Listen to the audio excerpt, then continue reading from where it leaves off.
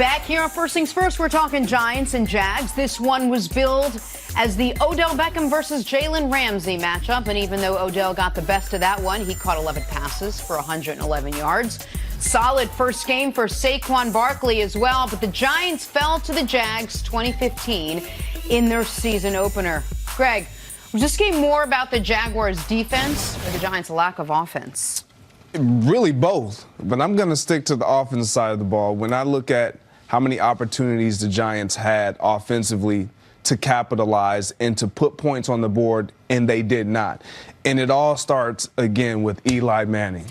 When I look at Eli Manning and what he was not able to do, with all the weapons that he has on that football field, you have a Saquon Barkley out of the backfield that can run the ball now. You have Evan Ingram, Shepard. You have your guy, Odell Beckham, back, who did have 11 catches, who could have had more because of the way that Ramsey was even playing him, wasn't really pressing him, giving him cushion. I need to see Eli Manning be more accurate, step into the pocket and be more decisive and have a presence about him that tells me I'm fearless.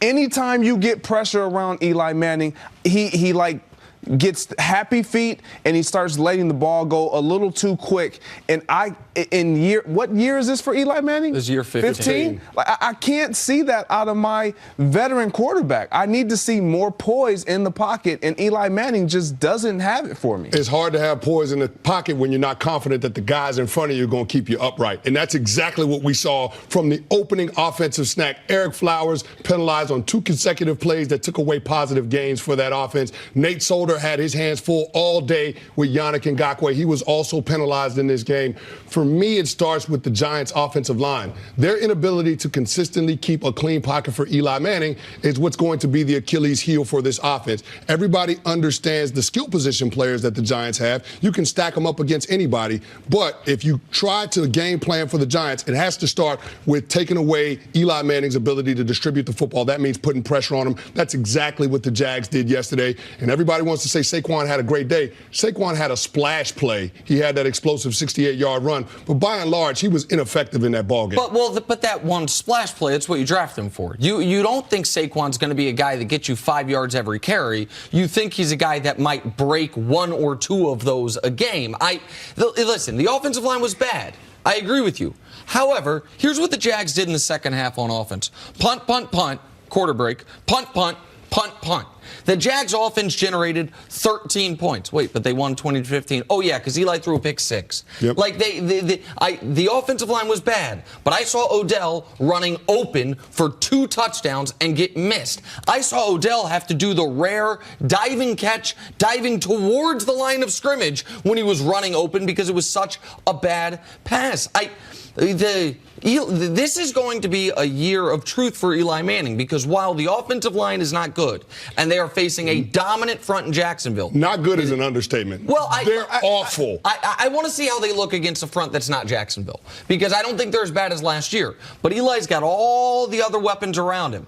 And Odell, despite having Jalen on him, Odell was great yesterday. 11 catches, over 100 yards with Jalen matched up on him. You told me. 7 times. It was 7 targets. Odell had 5 receptions for 75 yards, a 106 passer rating. Right, so Odell won that matchup.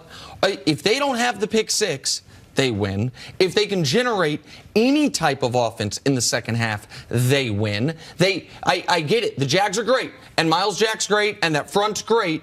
But at some point, like the Giants quarterback's got to make some positive plays, even under duress. Yes, Nick, you're right. But also, Evan Ingram and Sterling Shepard have got to come to the party, too. Sure. They had some critical drops in the second half of that game that cost them drives that could have put points on the board. So that's a part of this as well. But you put this on Eli Manning. I can't get to Eli Manning until we address the issues with the offensive line. And it's 4 new starters from a year ago. This group was supposed to be much improved. I didn't see that improvement in yesterday's game. See, I go straight to Eli Manning because I'm under the impression that if I have a good quarterback, and we all would say Eli Manning is a good quarterback. He's supposed to be. He can win a Super Bowl. I got a piece of jewelry for him. He has a couple pieces.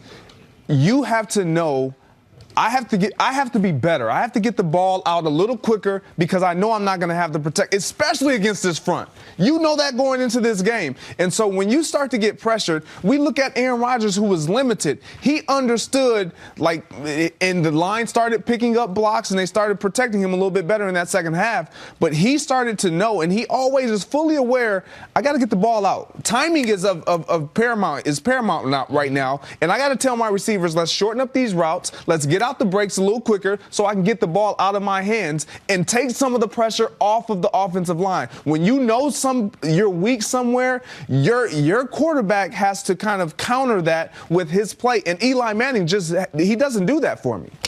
All right, Greg, Chris, thanks guys so much Thank you. for joining us. Oh, man. We got to take a break. Coming up, Chris Carter.